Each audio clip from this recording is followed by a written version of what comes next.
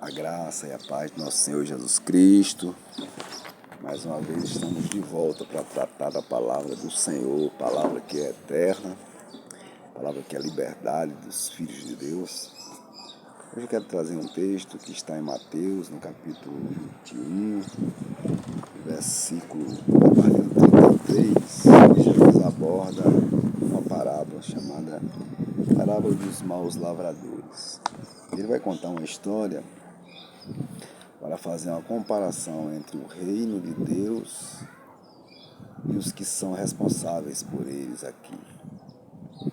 E isso nos inclui, não nos isenta dessa responsabilidade. Somos nós bons lavradores ou maus lavradores? Jesus aqui também menciona muito a respeito das lideranças no campo cristão, a respeito do cuidado com o reino e com o Senhor do reino, que é Ele mesmo, com a sua proposta de vida eterna.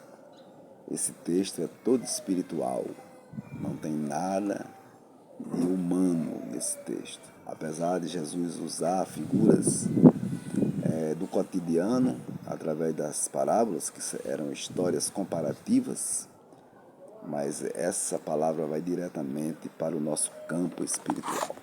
Diz assim a palavra do Senhor, capítulo 21, versículo 33 de Mateus.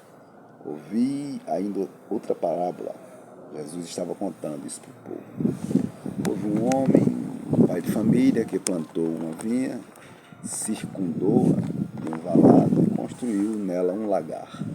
Edificou uma torre e arrendou a uns lavradores e ausentou-se para longe.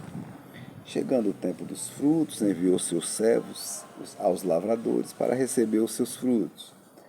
Os lavradores, apoderando-se dos servos, feriram um, mataram outro, apedrejaram outro. Depois enviou outros servos, em maior número do que os primeiros, e eles fizeram a mesma coisa. Por último, enviou-lhe seu filho, dizendo: terão respeito ao meu filho.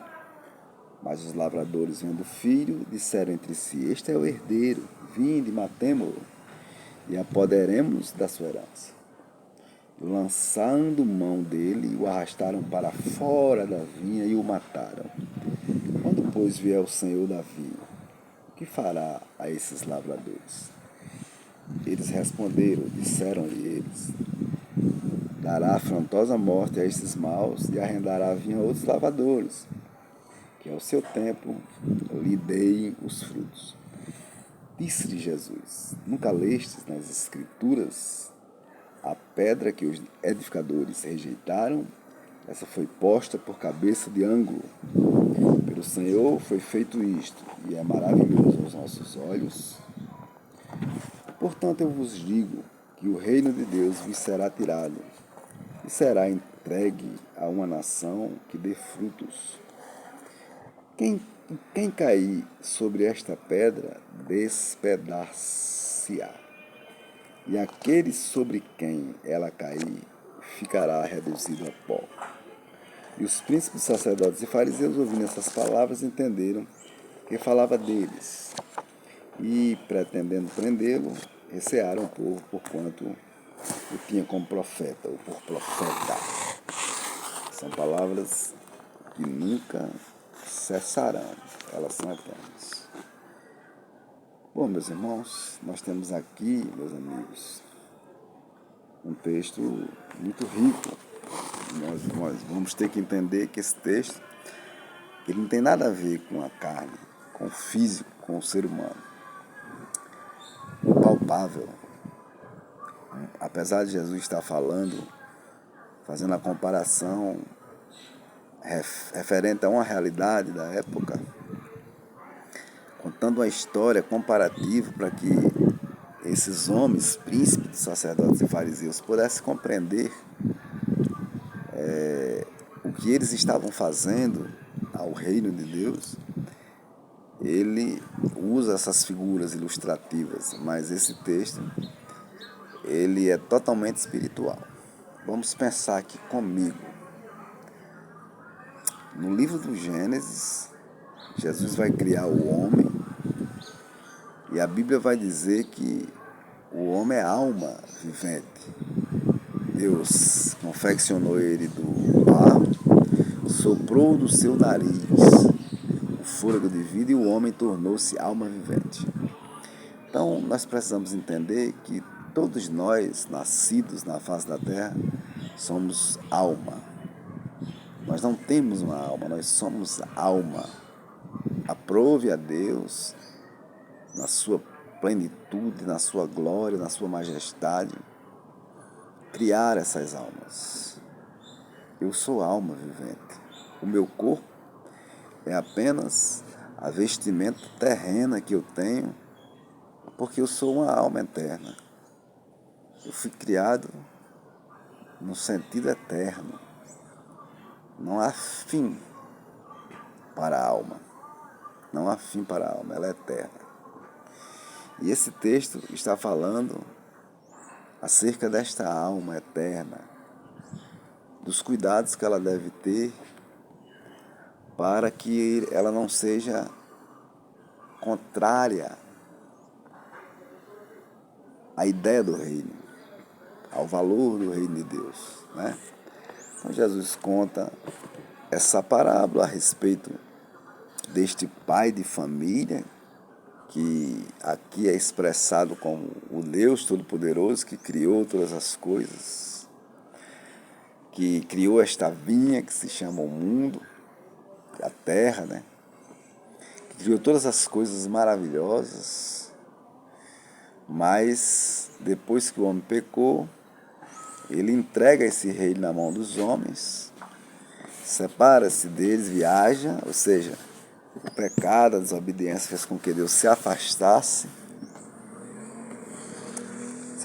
do homem, não pelo fato de se afastar meramente, mas porque o atributo da santidade de Deus não permitiria que ele convivesse com o homem pecador, face a face, porque o homem seria destruído.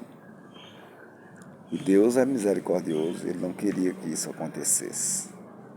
Mas a parábola vai falar a respeito deste homem que criou todas as coisas, este pai de família, que a representatividade aqui é Deus, o Criador de todas as coisas. Lembre-se aqui que o texto diz que ele fez o quê?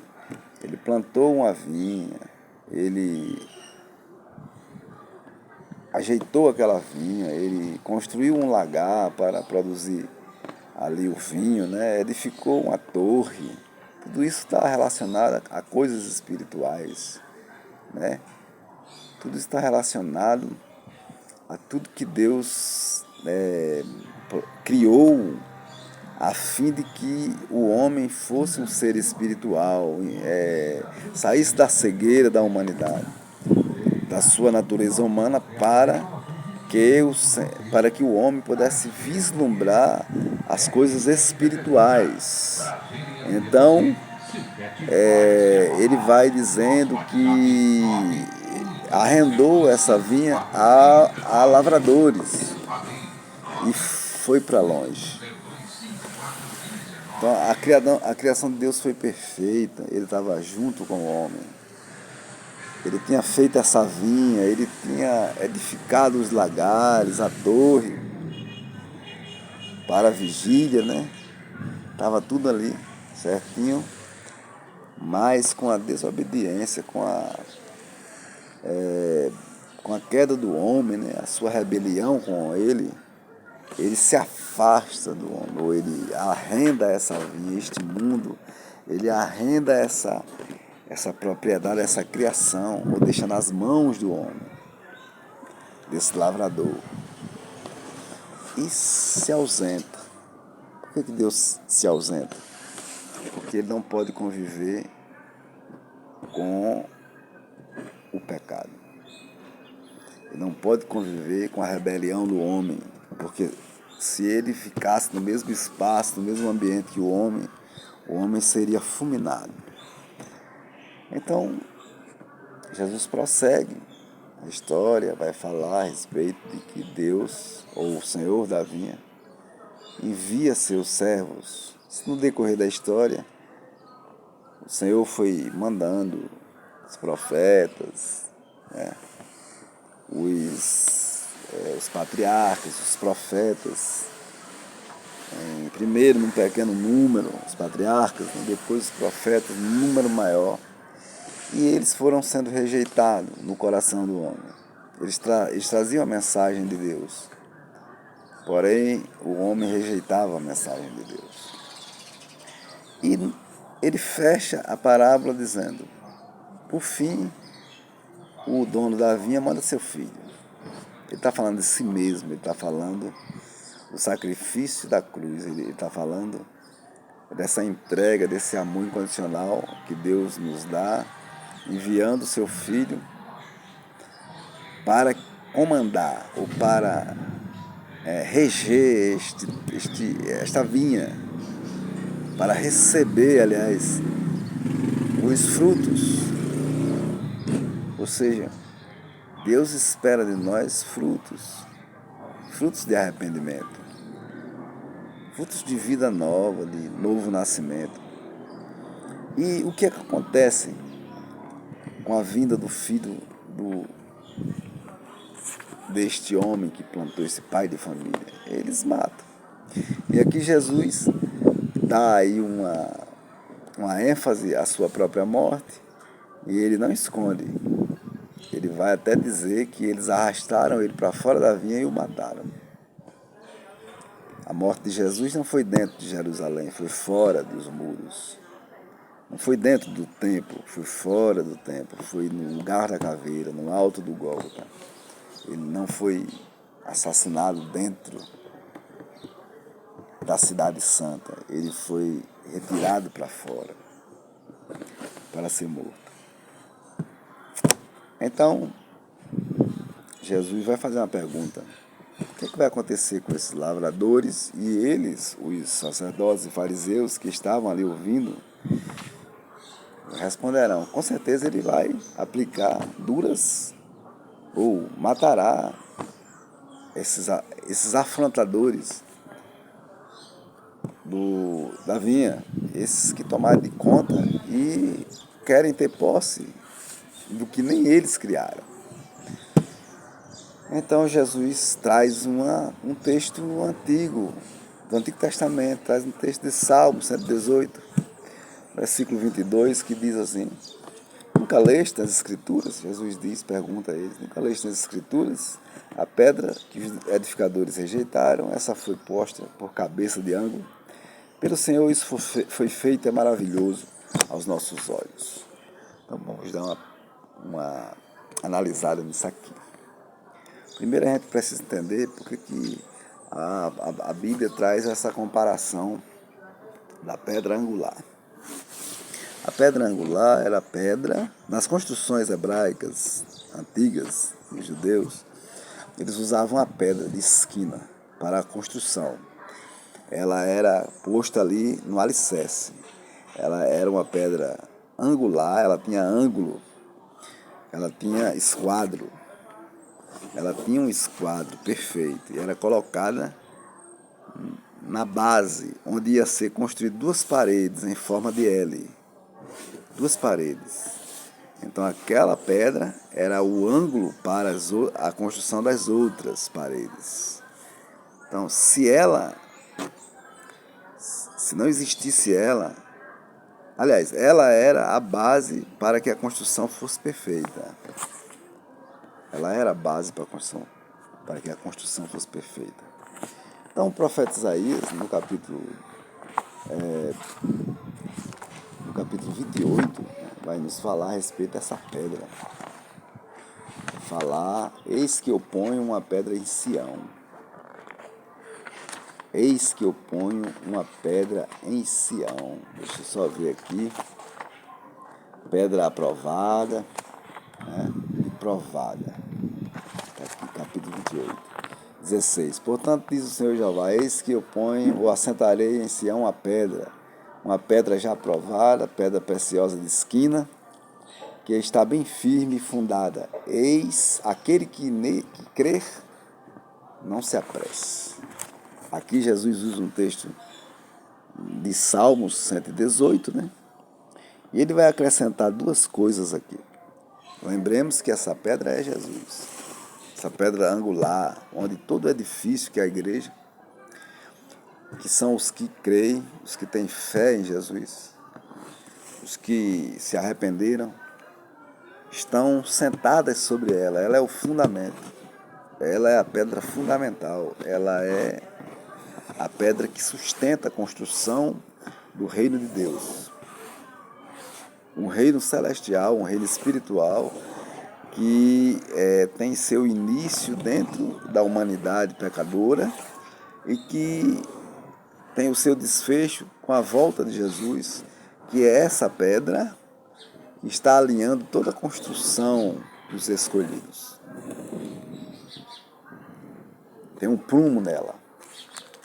E no próprio Isaías vai dizer nos versículos 17: eu regrarei o juízo pela linha e pelo prumo, e a saraiva varrerá o refúgio da mentira, e as águas cobrirão o esconderijo. Então, essa pedra angular, que é Jesus, essa pedra de esquina que foi rejeitada pelos construtores, ou seja, aqueles que conduziam a religião judaica, né? Nós podemos hoje transportar isso para hoje. Muitos que conduzem a religião não estão dando valor a esta pedra, estão rejeitando o modelo real dessa pedra angular, da construção dessa igreja. Estão transformando a palavra de Deus em outras coisas. E isso é muito preocupante, porque isso não vai apenas aos líderes. É uma palavra individual para cada um, porque nós somos espirituais, nós somos almas viventes. A nossa vida espiritual está sendo conduzida por esta pedra angular, ou ela está tomando direções diferentes? A palavra de Deus tem sido o subsídio necessário para você se manter firme, crendo na promessa do Senhor na sua vida. Então, é um texto que nos aponta um desafio. Primeiro, que tudo que está escrito na palavra de Deus é extremamente ou meramente espiritual. Não há nada da vida secular aqui, apesar de termos que aplicar isso aqui. Então, na nossa vida secular, na nossa vida de seres humanos, nós temos que aplicar a vida espiritual acima das coisas terrenas. E Jesus está dizendo aqui que ele, por ser essa pedra de esquina, essa pedra angular, que muitos rejeitam. Rejeitar a Cristo é rejeitar a sua proposta do reino. Rejeitar a Cristo é invalidar a palavra de Deus na sua vida. Rejeitar a Cristo é não crer nessa palavra, nessa revelação maravilhosa. Rejeitar a Cristo é não cumprir o que ela diz. Rejeitar a Cristo é transformar esta revelação em qualquer coisa. Então Jesus vai trazer 2 versículos ao fim, que é o 43 e 44, que a gente deve prestar muita atenção. Primeiro ele diz: portanto eu vos digo que o reino de Deus vos será tirado e será dado a uma nação que dê os seus frutos. Então, o que é o reino de Deus? São os valores do reino de Deus, são as coisas, esse tesouro escondido que Jesus fala em outra parábola, os valores do reino de Deus. Os valores do reino de Deus é justamente a vontade de Deus sendo cumprida na vida do homem, não porque por esforço próprio, mas que o homem possa, através dessa revelação, deixar que os valores divinos estejam guiando a sua vida. Se isso não acontecer, esse reino será tirado de mim e de você. Aí ele fala, aqui ele estava falando mais precisamente com os judeus. A nova aliança ainda não havia sido inaugurada, porque porque a nova aliança vem depois da ressurreição de Jesus, depois do sacrifício de Cristo na cruz.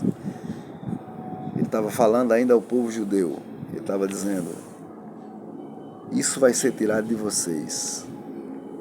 Esse reino, esses valores do reino, essa entrada gratuita nesse reino vai ser tirada de vocês e entregue a uma nação cujo dê frutos. Estava falando dos gentios, de outras nações que ainda não tinham tido acesso a esse reino. E agora estavam tendo a oportunidade de ter com Jesus no seu ministério. E o versículo 44, que é muito mais profundo, ele vai dizer: quem cair sobre esta pedra, ele vai ser despedaçado. E aquele sobre quem ela cair ficará reduzido a pó. Duas coisas, amigos, duas coisas fortes.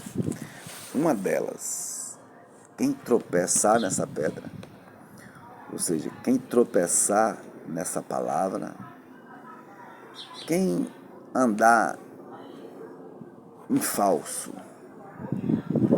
quem não tiver a certeza absoluta da sua salvação em Cristo, quem não tiver temor a esse evangelho, certamente vai tropeçar nessa pedra que é Cristo, ou vai se contradizer a respeito do nosso Senhor. Não vai temê-lo, não vai confessar, não vai glorificar o seu nome, não vai temer a sua autoridade e o seu poder. É uma forma de tropeçar em Cristo. Dúvidas a respeito do reino de Deus e da pessoa de Jesus, até mesmo modificação da pessoa de Cristo.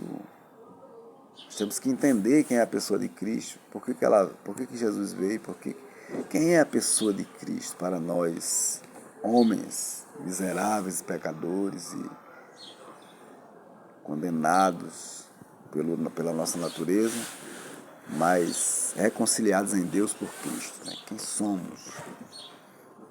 Então, tropeçar em Cristo, tropeçar na palavra de Deus, tropeçar no que Ele afirmou, duvidar ou abandonar ou não confessar ou calar diante das coisas do mundo, não testemunhar a respeito de Cristo na nossa vida, é tropeçar nessa pedra. E esta pedra que cai sobre alguém. Então, no momento em que eu tropeço,